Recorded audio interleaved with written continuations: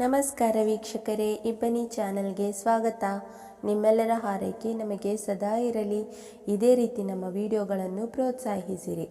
ನಮ್ಮ ವಿಡಿಯೋಗಳನ್ನು ಮೊದಲ ಬಾರಿ ನೋಡುತ್ತಿದ್ದಲ್ಲಿ ದಯವಿಟ್ಟು ಸಬ್ಸ್ಕ್ರೈಬ್ ಮಾಡಿಕೊಳ್ಳಿ, ಲೈಕ್ ಮತ್ತು ಶೇರ್ ಮಾಡಲು ಮರೆಯದಿರಿ. ಹಾಗೆಯೇ ನಮ್ಮ ಕತೆಗಳನ್ನು ಸ್ಕಿಪ್ ಮಾಡದೆ ನೋಡಿ ಆನಂದಿಸಿ. ಇಂದಿನ ಕತೆ ನಂಬಲೆ ನಾನಿನ್ನ ನಗೆಯ ಪಾರ್ಟ್ 7. ತನ್ನ ಮನೆಯಿಂದಲೇ ಕೆಲಸಕ್ಕೆ ಹೋಗಬೇಕು ಎಂದುಕೊಂಡಳು. ಅಪ್ಪ ಅಮ್ಮನಿಗೆ ಹೇಳಿದಾಗ ಅವರು, ಬೇಡಮ್ಮ, ನೀನೊಬ್ಬಳೇ ಅಲ್ಲಿರುವುದು ಕಷ್ಟ ಆಗುತ್ತೆ ಎಂದರು. ಅಪ್ಪ, ಮುಂದೆ ರಾಕೇಶ್ ರಮ್ಯಾಗೆ ಬೇಜಾರಾಗಬಾರದು, ನಾನು ಅಲ್ಲೇ ಹೋಗುತ್ತೇನೆ, ನೀವು ಹೀಗೆ ಹಠ ಮಾಡಬೇಡಿ ಎಂದಾಗ ಅವರು ಏನು ಹೇಳಲಾಗದೆ ಸುಮ್ಮನಾದರು. ಆಗಾಗ ಬರ್ತಾ ಇರಮ್ಮ ಎಂದರು ಶಾರದಮ್ಮ.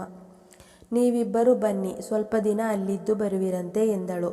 ಶಾಮಣ್ಣನವರು ಅವಳನ್ನು ಕಳುಹಿಸಲು ಇಷ್ಟವಿಲ್ಲದಿದ್ದರೂ ಮುಂದೆ ಮನೆಯಲ್ಲಿ ಮನಸ್ತಾಪವಾಗಬಾರದೆಂದು ಒಪ್ಪಿಕೊಂಡರು. ಮುಂದಿನ ಶನಿವಾರವೇ ಅಲ್ಲಿದ್ದ ಬಟ್ಟೆಗಳನ್ನೆಲ್ಲ ತೆಗೆದುಕೊಂಡು ಅಪ್ಪ ಅಮ್ಮನೊಂದಿಗೆ ತನ್ನ ಮನೆಗೆ ಹೊರಟಳು. ರಮ್ಯಾಗೆ ಸದ್ಯ ಹೊರಟರಲ್ಲ ಎಂಬಂಥ ಮುಖಭಾವವಿತ್ತು. ರಾಕೇಶ್, ಹುಷಾರಾಗಿರು, ಏನಾದರೂ ಬೇಕಾದರೆ ಫೋನ್ ಮಾಡು ತಕ್ಷಣ ಎಂದನು. ಸರಿ ಅಂತ ಹೇಳಿ ಹೊರಟಳು. ಅವತ್ತು ಮನೆಗೆ ಹೋದ ಮೇಲೆ ಮನೆಯೆಲ್ಲ ಕ್ಲೀನ್ ಮಾಡಿ ಭಾನುವಾರವೂ ಮಿಕ್ಕ ಎಲ್ಲ ಕೆಲಸಗಳನ್ನು ಮುಗಿಸಿ ನಾಳೆಯಿಂದ ಮತ್ತೆ ಬೆಳಗ್ಗೆ ಎದ್ದು ಕೆಲಸಕ್ಕೆ ಹೊರಡಬೇಕೆಂದು ಸಿದ್ಧತೆಗಳನ್ನು ಮಾಡಿ ಮಲಗಿದಳು. ಅವಳು ಕೆಲಸಕ್ಕೆ ಹೋಗುತ್ತಿದ್ದಾಗ ಅಕ್ಕಪಕ್ಕದವರೆಲ್ಲ, ಏನು ಮಾಡುತ್ತಿದ್ದೀರಾ, ಎಲ್ಲಿ ಕೆಲಸಕ್ಕೆ ಹೋಗುತ್ತಿದ್ದೀರಾ, ನಿಮ್ಮ ತಂದೆ ತಾಯಿ ಇಲ್ಲೇ ಇರುತ್ತಾರೆಯೇ ಎಂದೆಲ್ಲ ಪ್ರಶ್ನೆಗಳನ್ನು ಕೇಳುತ್ತಿದ್ದರು. ಒಂದು ಸಾಯಂಕಾಲ ಸಹನಾ ಒಳಗೆ ಕೆಲಸ ಮಾಡುತ್ತಿದ್ದಳು. ಅವಳ ಮನೆಯ ಓನರ್ ರಾಮೇಗೌಡರು ಬಾಡಿಗೆ ಕೇಳಲು ಬಂದರು. ನೋಡಲು ಎಣ್ಣೆಗೆಂಪಿನ ಬಣ್ಣದ ದಪ್ಪ ಮೀಸೆ ಬಿಟ್ಟಿದ್ದ 50 ವಯಸ್ಸಿನ ರಾಮೇಗೌಡರು ಗಟ್ಟಿಮುಟ್ಟಾಗಿದ್ದರು. ಯಾವಾಗಲೂ ತಿಂಗಳಿಗೊಮ್ಮೆ ಬಾಡಿಗೆ ತೆಗೆದುಕೊಂಡು ಹೋಗಲು ಬರುತ್ತಿದ್ದರು. ಬಂದಾಗ ರಮೇಶನೊಂದಿಗೆ ಕೂತು ಮಾತನಾಡಿಕೊಂಡು ಹೋಗುತ್ತಿದ್ದರು. ಎದುರು ಹಾಲಿನಲ್ಲಿ ಕುಳಿತಿದ್ದ ಶಾಮಣ್ಣನವರು, ಒಳಗೆ ಬನ್ನಿ ಸರ್ ಅಂತ ಕರೆದರು. ಒಳಗೆ ಬಂದು, ಸಹನಾ ಮನೆ ಓನರ್ ಬಂದಿದ್ದಾರೆ, ಏನು ಹೇಳೋದಮ್ಮ. ಅಪ್ಪ, 2 ತಿಂಗಳದು ಬಾಡಿಗೆ ಕೊಡಬೇಕು ಅವರಿಗೆ, ನನಗೆ ಸಂಬಳ ಬಂದಾಗ ಸ್ವಲ್ಪ ಸ್ವಲ್ಪ ಕೊಡ್ತೀನಿ ಅಂತ ಹೇಳ್ತೀನಿ ಎಂದಳು. ನಮಸ್ಕಾರ ಸರ್ ಎಂದಳು. ನೋಡಮ್ಮ, ನಿಮ್ಮ ಯಜಮಾನರು ಹೋಗಿಬಿಟ್ಟರು. ಈಗ ನೀವು ಇದೇ ಮನೆಯಲ್ಲಿ ಇರುತ್ತೀರೋ ಇಲ್ಲ ಬೇರೆ ಕಡೆ ಹೋಗುತ್ತೀರೋ? ತಿಂಗಳು ಬಾಡಿಗೆ ಕಟ್ಟುವುದಕ್ಕೆ ಆಗುತ್ತಾ? ಆಗಲೇ 2 ತಿಂಗಳಿಂದ ನೀವು ಬಾಡಿಗೆ ಕೊಟ್ಟಿಲ್ಲ. ನಾನು ನಿಮ್ಮ ಗಂಡ ತೀರಿಕೊಂಡಿದ್ದಾರೆ ಅಂತ ಸುಮ್ಮನೆ ಇದ್ದೆ, ಇವಾಗಾದರೂ ಕೊಡ್ತೀರಾ ತಾನೆ ಎಂದರು. ಆಗ ಶಾಮಣ್ಣನವರು, ಇದ್ದಕ್ಕಿದ್ದ ಹಾಗೆ ಈಗಾಗೋಯ್ತು, ನಿಮಗೆ ಗೊತ್ತಲ್ಲ, ನಮಗೂ ಏನು ಮಾಡಬೇಕು ಅಂತ ಗೊತ್ತಾಗಲಿಲ್ಲ. ಕೊಡ್ತೀವಿ ಸರ್, ಈಗ 1 ತಿಂಗಳದು. ನನ್ನ ಮಗಳು ಕೆಲಸಕ್ಕೆ ಹೋಗುತ್ತಿದ್ದಾಳೆ, ಮುಂದಿನ ತಿಂಗಳು ಸಂಬಳ ಬಂದ ಮೇಲೆ ಕೊಡುತ್ತಾಳೆ ಎಂದರು. ಎಲ್ಲಿ ಕೆಲಸಕ್ಕೆ ಹೋಗುವುದು, ನೀವು ಇಲ್ಲೇ ಇರುತ್ತೀರಾ ಎಂದರು ರಾಮೇಗೌಡರು. ಇಲ್ಲ ಸರ್, ಸ್ವಲ್ಪ ದಿನ ಇದ್ದು ಹೋಗುತ್ತೀವಿ. ಅವಳು ಒಂದು ಸ್ಕೂಲಿನಲ್ಲಿ ಕ್ಲರ್ಕ್ ಆಗಿದ್ದಾಳೆ. ಸರಿ, ಮುಂದಿನ ತಿಂಗಳಿಂದ ಸರಿಯಾಗಿ ಕೊಡಬೇಕು, ಇಲ್ಲದಿದ್ದರೆ ಮನೆ ಖಾಲಿ ಮಾಡಬೇಕಾಗುತ್ತೆ ಎಂದರು. ಸರಿ, ಕೊಡ್ತೀನಿ ಸರ್ ಅಂದು 1 ತಿಂಗಳಿನ ಬಾಡಿಗೆಯನ್ನು ಕೊಟ್ಟು ಕಳುಹಿಸಿದಳು. ಆ ದಿನ ಸ್ಕೂಲ್ ಮುಗಿದ ಮೇಲೆ ಬಸ್ ಇಳಿದ ಸಹನಾ, ಮುಂದಿನ ಸಾರಿ ಹೇಗಾದರೂ ಮಾಡಿ ಪೂರ್ತಿ ಬಾಡಿಗೆ ಕೊಡಬೇಕು, ಇಲ್ಲದಿದ್ದರೆ ಅವರು ಮನೆ ಬಿಡಿ ಅಂದರೆ ಬೇರೆ ಕಡೆ ನನಗೆ ಅನುಕೂಲವಾದ ಮನೆ ಸಿಗುವುದೇ? ಅದು ಒಬ್ಬಳೇ ಇರುವಾಗ ಮತ್ತೆ ಆ ಖರ್ಚು ಎಲ್ಲ ಕಷ್ಟ ಆಗುತ್ತೆ ಎಂದು ಯೋಚಿಸುತ್ತಾ ನಡೆದು ಬರುತ್ತಿದ್ದಳು. ಅಷ್ಟರಲ್ಲಿ ಎದುರಿನಿಂದ ಬಂದ ಒಂದು ಆಟೋ ಇವಳಿಗೆ ತಗುಲಿಸಿಕೊಂಡೇ ಮುಂದೆ ಹೋಯಿತು. ಮೊಣಕೈ ಸ್ವಲ್ಪ ತರಚಿದಂತಾಗಿತ್ತು. ಅವನಿಗೆ ಬೈಯಬೇಕೆಂದು ಹಿಂತಿರುಗಿದವಳು ತನ್ನದೇ ತಪ್ಪೆಂದು ಸುಮ್ಮನಾದಳು. ಅವಳು ಹೋಗುತ್ತಿದ್ದ ಸ್ಕೂಲಿನಲ್ಲಿ ಸೈನ್ಸ್ ಮಾಸ್ಟರ್ ಆಗಿದ್ದ ರಾಜನ್ ಹಿಂದೆ ಬೈಕಿನಲ್ಲಿ ಬರುತ್ತಿದ್ದರು. ಏನು ಮೇಡಮ್, ಏನು ಯೋಚನೆ ಮಾಡಿಕೊಂಡು ಹೋಗ್ತಿದ್ದೀರಾ? ಇನ್ನೂ ಸ್ವಲ್ಪ ಅವನು ಪಕ್ಕಕ್ಕೆ ಬಂದಿದ್ದರೆ ಆಕ್ಸಿಡೆಂಟ್ ಆಗಿ ಬಿಡುತ್ತಿತ್ತು. ಏನಾಗಿತ್ತು ಕೈಗೆ? ಏನಿಲ್ಲ ಸರ್, ಹೀಗೆ ಏನೋ ಯೋಚನೆ ಮಾಡಿಕೊಂಡು ಹೋಗ್ತಿದ್ದೆ ಅಷ್ಟೇ ಎಂದಳು ಕೈಯನ್ನು ಕೊಡವಿಕೊಳ್ಳುತ್ತಾ. ಓ ಹೌದಾ, ಎಲ್ಲಿ ನಿಮ್ಮನೆ? ಬನ್ನಿ ಡ್ರಾಪ್ ಮಾಡ್ತೀನಿ. ಇಲ್ಲ ಸರ್, ಪರವಾಗಿಲ್ಲ. ಬನ್ನಿ, ಕೈಗೆ ಏಟಾಗಿದೆ, ಹೇಗೆ ಹೋಗುತ್ತೀರಾ? ಅವಳು ಅನುಮಾನಿಸುತ್ತಾ ನಿಂತಾಗ, ಬನ್ನಿ ಮೇಡಮ್, ನಾನೇನು ನಿಮ್ಮನ್ನು ಚಾರ್ಜ್ ಕೊಡಿ ಅಂತ ಕೇಳಲ್ಲ. ಹಾಗೇನಿಲ್ಲ ಸರ್, ನನ್ನ ಬಸ್ ಸ್ಟಾಪಿಗೆ ಬಿಡಿ, ನಾನು ಹೋಗ್ತೀನಿ. ನೀವು ಎಲ್ಲಿ ಇರುವುದು ಎಂದಾಗ ಅವಳು ಏರಿಯಾ ಹೇಳಿದಾಗ, ನಾನು ನಿಮ್ಮ ಏರಿಯಾ ಕಡೆಯಿಂದಲೇ ಹೋಗಬೇಕು, ಬನ್ನಿ ಬಿಟ್ಟು ಹೋಗುತ್ತೇನೆ. ಅವಳು ಬೇರೆ ದಾರಿ ಕಾಣದೆ ಬೈಕ್ ಹತ್ತಿ ಕೂತಳು. ಅವಳು ಮನೆಯ ಹತ್ತಿರ ಬಂದಾಗ, ನನ್ನನ್ನು ಇಲ್ಲೇ ಇಳಿಸಿ ಬಿಡಿ ಸರ್, ನಾನು ಹೋಗುತ್ತೇನೆ. ಯಾಕೆ, ನಿಮ್ಮ ಯಜಮಾನರು ಬೈತಾರೆ ಏನು?